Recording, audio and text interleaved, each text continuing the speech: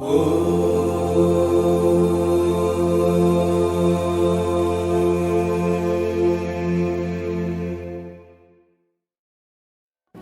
ശ്രീ സായിരാം.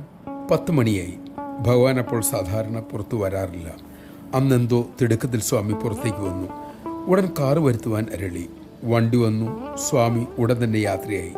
ഭഗവാൻ ഉടൻ തന്നെ തിരിച്ചെത്തുമെന്ന് എല്ലാവരും കരുതി കാത്തിരുന്നു. 1 മണിക്കൂർ കഴിഞ്ഞിട്ടും ഭഗവാൻ തിരിച്ചെത്തിയില്ല. അപ്പോഴേക്കും സന്ദേശം കിട്ടി, സ്വാമി ബാംഗ്ലൂരിലേക്ക് പോയിരിക്കുന്നു. അവിടെ ഒരു വലിയ ഭക്തനുണ്ട്. അദ്ദേഹത്തിന് പെട്ടെന്ന് ഹൃദയാഘാതമുണ്ടായി അത്രേ. അദ്ദേഹത്തെ കാണാനും അനുഗ്രഹിക്കാനുമാണ് സ്വാമി തിടുക്കത്തിൽ പോയത്. ഭഗവാൻ നേരെ ചെന്നത് ആശുപത്രിയിലേക്ക്. ആശുപത്രിയിലെത്തി സ്വാമി അദ്ദേഹത്തെ അനുഗ്രഹിച്ചു, പ്രസാദം നൽകി. ഭക്തൻ തൊഴുകൈകളോടെ നിർമ്മഴികളോടെ പറഞ്ഞു, സ്വാമി, അവിടുന്ന് എനിക്ക് വേണ്ടി ഇത്രയും ദൂരം വന്നുവല്ലോ. അത് കേട്ട് ഭഗവാൻ പുഞ്ചിരിയോടെ പറഞ്ഞു, നീ എത്രയോ സേവനം എനിക്ക് വേണ്ടി ചെയ്തിരിക്കുന്നു. നിനക്ക് ബുദ്ധിമുട്ട് വരുമ്പോൾ നിന്നെ വന്ന് ഞാൻ കാണുകയെങ്കിലും ചെയ്യണ്ടേ? എൻ്റെ നന്ദിയും സ്നേഹവും പ്രകടിപ്പിക്കണ്ടേ? ജയ് സായിറാം.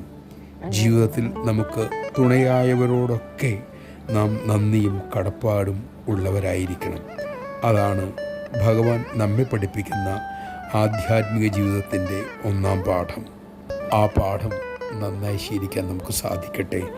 മാതാപിതാക്കളിൽ നിന്ന് തന്നെ നമുക്കത് തുടങ്ങാം. അവരോടാണല്ലോ നമ്മുടെ ആദ്യത്തെ നന്ദിയും കടപ്പാടും പ്രകടമാക്കേണ്ടത്. जय बोलो भगवान श्री सत्य साई बाबा जी की जय।